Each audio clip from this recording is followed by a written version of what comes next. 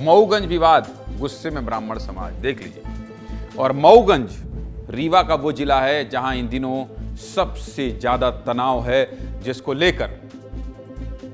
लेकर डीजीपी से लेके प्रभारी मंत्री से लेके डिप्टी सीएम तक सब इस जिले में गए हैं। क्यों? क्योंकि इन दोनों की जान चली गई है।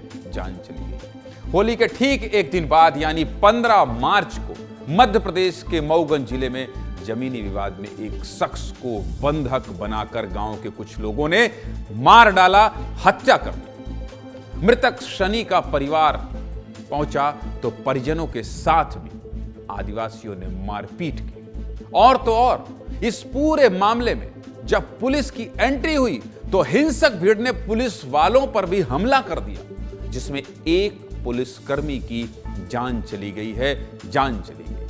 3 दिन हो गए, लेकिन इंसाफ की मांग को लेकर लोग अभी भी सड़कों पर हैं। मऊगंज में आखिर 15 मार्च को क्या हुआ, आज इसी पर विस्तार से बात करेंगे। चलिए पूरी खबर आपको बता देता हूं। मऊगंज जिले के गडरा गांव में आदिवासी परिवार ने एक युवक को बंधक बनाकर पीटा। उसे बचाने पहुंचे पुलिसकर्मियों पर भी टीम ने हमला कर दिया। इस हमले में एएसआई राम गोविंद गौतम की मौत भी हो गई। टीआई संदीप भारती के सिर पर गंभीर चोट आई। इसके अलावा 8 और पुलिसकर्मी हमले में बुरी तरह घायल हो गए। 15 मार्च की शाम भीड़ ने गडरा गांव में तांडव मचाया, जहां इस हिंसक घटना को अंजाम दिया गया। सबसे पहले विस्तार न्यूज की टीम गडरा गांव पहुंची। मेरे सहयोगी विवेक तिवारी रात 1 बजे पहुंचे। सबसे पहले हमारे सहयोगी विवेक तिवारी ने वहां से रिपोर्ट भेजी। देखिए।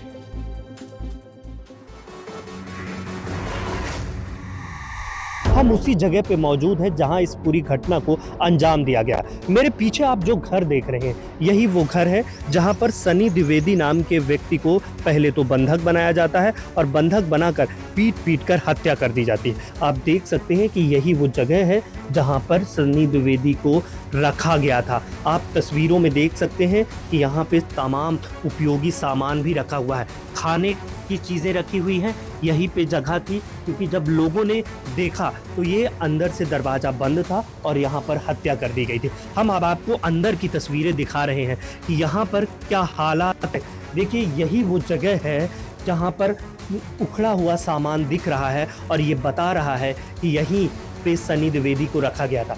जब वीडियो बनाया गया, जो वीडियो सामने आया था, उसमें ये खिड़की है। आप खिड़की को मैं आपको दिखाऊंगा कि इसी खिड़की के जरिए लोगों ने झांक कर देखा था। जो पुलिस पहुंची थी उन्होंने झांक कर देखा था कि इसी जगह पर सनी द्विवेदी को लिटाया गया था और बंधक बनाकर पहले तो पिटाई जमकर की गई और उसके बाद हत्या कर दी गई। टूटी हुई चप्पलें और सामान पड़ा हुआ है। ये बता रहा है कि किस तरह की घटना हुई और ये जो डंडे रखे हुए हैं वो भी बता रहे हैं कि बड़ी घटना हुई। तो आप ये गांव देख सकते हैं, गांव में पूरी तरह खाली है। यहाँ पर कोई भी व्यक्ति नहीं दिख रहा है। जहाँ पर जब रात के समय में भारी संख्या में लोग थे, लेकिन अब यहाँ पर कोई भी नहीं दिख रहा। 2 लोगों की जान चली गई, ग्राउंड रिपोर्ट आपको दिखा दी, लेकिन पूरी घटना क्या है आपको ये भी बता देता हूं। ध्यान से देखिए अपनी स्क्रीन को। मऊगंज में इतना बड़ा विवाद आखिर क्यों हुआ? ये पूरा विवाद 2 महीने पहले शुरू हुआ था। गडरा के रहने वाले अशोक कुमार आदिवासी की सड़क हादसे में मौत हो गई थी।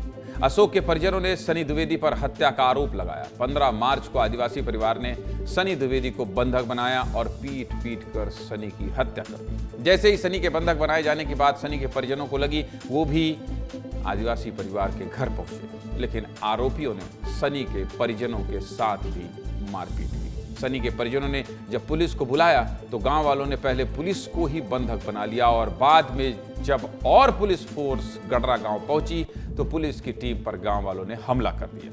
इस हमले में एएसआई राम गोविंद गौतम की मौत हो गई। कई पुलिसकर्मी घायल हो गए, बुरी तरह घायल हो गए।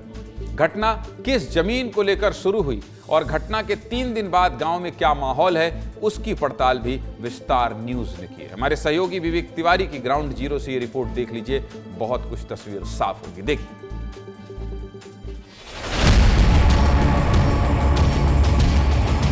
पूरे मामले की शुरुआत एक जमीनी विवाद से होती है, जहां पर अशोक कुल ने एक जमीन की रजिस्ट्री कराने के लिए अनुमना जाता है और लौटते समय एक्सीडेंट में मौत हो जाती है। हम इस वक्त उसी जगह पे खड़े हैं और यही वो जमीन है जहां से पूरे विवाद की शुरुआत मानी जाती है।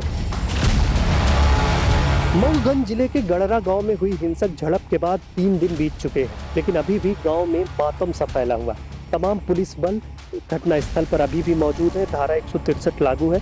आप देख सकते हैं कि पुलिस की एक टुकड़ी यहां पर मौजूद है और देख सकते हैं कि भारी संख्या में पुलिस बल अभी भी मौजूद है।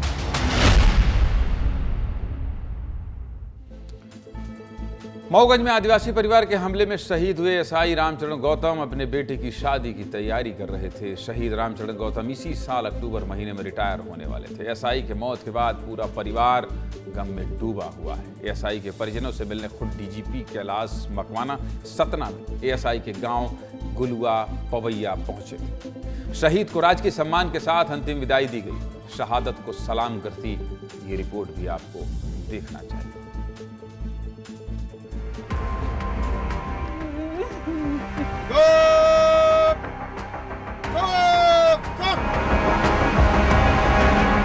सतना जिले के माटी के लाल एएसआई रामचरण गौतम जी, इनकी जो है दुखद मृत्यु हो गई है।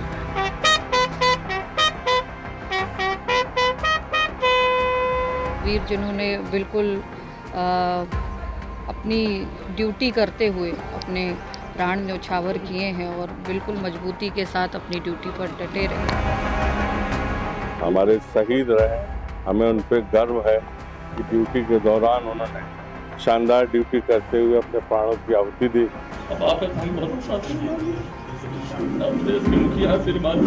परिवार को पूरा सपोर्ट किया जाएगा और हमारी ओर से भी उनको जो बेटे को नौकरी जो है लगाई जाएगी।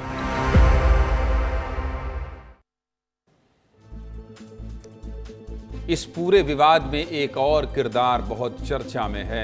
उनका नाम है एसडीओपी अंकिता सूल्या। अंकिता सूल्या ही सबसे पहले उस घर के अंदर पहुंची थी जहां भीड़ ने सनी को बंधक बनाकर रखा था।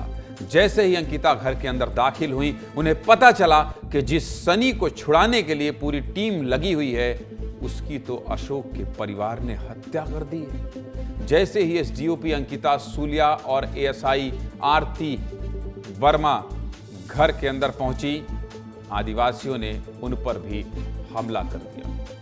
दोनों पुलिस कर्मियों ने अपनी जान बचाने के लिए खुद को कमरे में 1 घंटे से ज्यादा समय तक कैद कर लिया। आप समझ रहे हैं, मतलब एसडीओपी जो वहां पहुंची थी वो 1 घंटे के लिए कमरे में बंद रही। इस दौरान क्या हुआ? इस दौरान खिड़की और दरवाजों से लगातार गालियां और जान से मारने की धमकी दी जा रही थी। इस पूरी घटना की चश्मित अंकिता सूल्या से हम बात करने की कोशिश करेंगे। मऊगंज में डबल मर्डर की घटना के बाद आज रीवा में ब्राह्मण समाज ने बंद बुलाया था। गड़रा गांव में हुए विवाद में मारे गए दोनों शख्स ब्राह्मण समाज से थे। घटना के बाद ब्राह्मण समाज में आक्रोश है। रीवा में बंद का क्या असर देखने को मिला है, इस रिपोर्ट में देखिए। फिर मैं बात कराऊंगा आपसे सीधे अंकिता की, लेकिन पहले रिपोर्ट देखिए।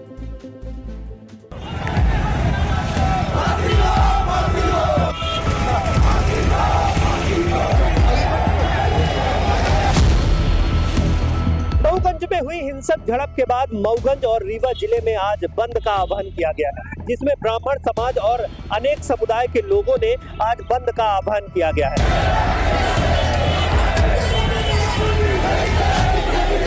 आप तस्वीरों में देख सकते हैं कि जो बंद का आह्वान किया गया है उसका अच्छा खासा असर रीवा जिले में देखने को मिल रहा है। क्या ब्राह्मण इंसान नहीं है क्या? ब्राह्मण वोट नहीं देते हैं क्या? ब्राह्मण हिंदू से मतलब अलग से पैदा हुए हैं क्या? ब्राह्मण सभी का सहयोग करते हैं, लेकिन ब्राह्मण के साथ अत्याचार हो रहा है।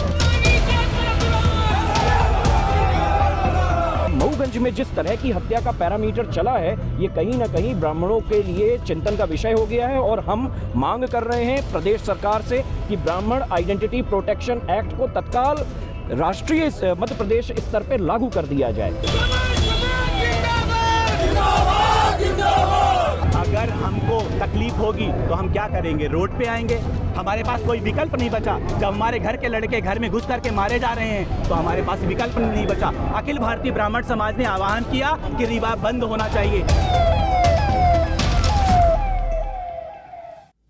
मऊगंज में क्या हुआ था, अंकिता से बात करने के लिए हमें सीधे अंकिता सूलिया के पास जाना पड़ेगा, क्योंकि अंकिता, आप जब वहां थी, जब आपके बारे में हम लोग सुन रहे थे, आपकी कहानी पढ़ रहे थे, तो यकीन मानिए आपके ऊपर बहुत फक्र हो रहा था। एक तरफ जहां आपका एक साथी शहीद हो गया, दूसरी तरफ आप एक नारी शक्ति होकर बंद रही उस कमरे में उतने घंटे तक और खुद की जान बचाकर वहां की पूरी स्थिति को कंट्रोल कर रही हैं, उसी इलाके में तैनात हैं। अंकिता, आपका बहुत बहुत स्वागत है विस्तार न्यूज के सीधे मुद्दे की बात में।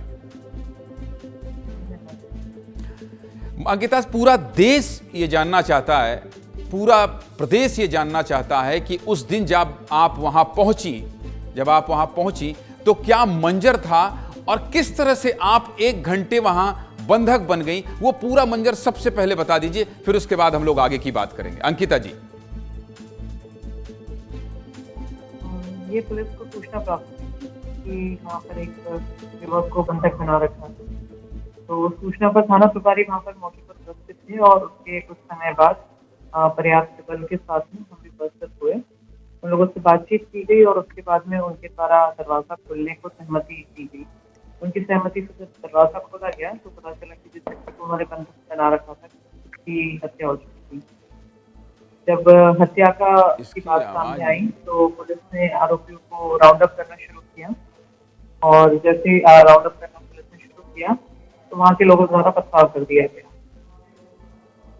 तो पथराव के दौरान कुछ पुलिसकर्मी निकल गए और कुछ पुलिसकर्मी जख्मी हो गए। एक की आप लोगों को जैसे पता है कि मृत्यु हो गई है, जो अत्यंत दुखदायी है पुलिस। और उसी दौरान हम अपने गनमैन और स्टाफ के साथ में उस कमरे में जहाँ पर शव रखा हुआ था वहाँ पर अपने आप को बंद कर दिया और उन लोगों के द्वारा दरवाजा तोड़ने का प्रयास किया गया और बाहर से आग लगाने की धमकी दी गई, लेकिन हमने अपने फोर्स का वेट किया और फोर्स आ गया तो हम लोग सुरक्षित रहे।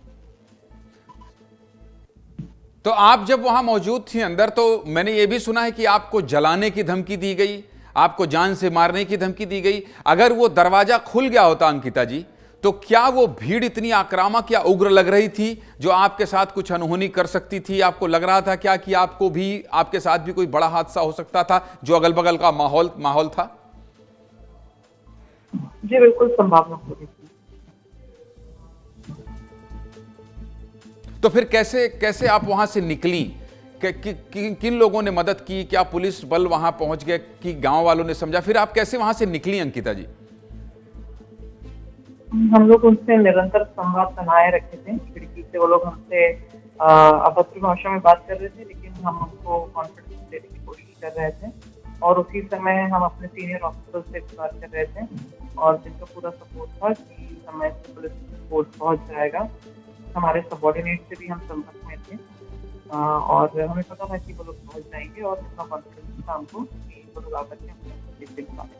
तो कितने देर में और कितने लोग आए जब आपको वहां से छुड़ाया गया? और जहां आप थी क्या वहीं डेड बॉडी रखी हुई थी? क्या आप डेड बॉडी के साथ थी अंदर? और कितने देर बाद आपको छुड़ाया गया? जी, डेड बॉडी उसी कमरे में थी और डेड बॉडी के साथ हम करीब 1 घंटा 10 मिनट थे वहाँ पर और पुलिस बल करीब 20 से 25 लोग आए और हवाई फायरिंग के साथ में जितना भी क्राउड था उनको करते हुए वहाँ से दरवाजा तोड़ करके। अंकिता जी, जो बाहर लोग आपको अभद्र भाषा में बात कर रहे थे, आपसे गाली गलौज कर रहे थे, उन्हें यह नहीं पता था क्या कि एक व्यक्ति की हत्या ये ऑलरेडी कर चुके हैं? मतलब क्या, कितनी उन्मादी भीड़ थी? क्या चल रहा था उनके दिमाग में? क्या कानून का कोई डर नहीं था? किस तरह का माहौल था और क्यों ये इतने उग्र थे? इसके पीछे की वजह अगर आप रीड कर पाई हो अंकिता जी। पीछे की वजह यह थी कि जिस घर में हत्या हुई है उस घर में कुछ महीनों पहले उस घर के जो मुखिया थे अशोक पुर, उनकी मृत्यु हुई थी और उन लोगों का संदेह था एक परिवार पर। उसी परिवार का लड़का था शनि द्विवेदी। तो उनका पुलिस से जो असंतोष था उसके कारण वो लोग काफी उग्र हो गए और जब ये पता चला उनको कि जिसको शनि द्विवेदी को बंधक बना रखा है वो खत्म हो गया, हत्या के वापस आने के बाद जब ये पूरा मंजर आपने घर वालों को बताया होगा, परिवार वालों को बताया होगा, तो क्या बोला लोगों ने? आपके परिवार में कौन कौन लोग हैं? आपके सीनियर अधिकारियों ने क्या बोला आपकी इस बहादुरी पर कि आप 1 घंटे से ज़्यादा वक्त डेड बॉडी के साथ आप एकदम चिपकी रहीं, आप उसकी भी सुरक्षा कर रही थी, भले वो मृत था, खुद को भी बचा रही थी। क्या रिएक्शन था लोगों का?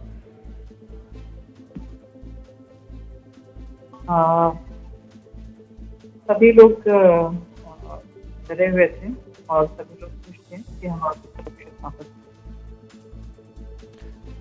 अभी स्थिति सामान्य है उस इलाके में? अभी स्थिति सामान्य है? जी। चलिए अंकिता, आप अपना बहुत ख्याल रखिए और ऐसी घटना दोबारा ना हो, हम सब यही प्रार्थना करेंगे। बहुत बहुत धन्यवाद विस्तार न्यूज़ से जुड़ने के लिए। आपको एक बार फिर से सलाम है, सैल्यूट है, बहुत शुक्रिया।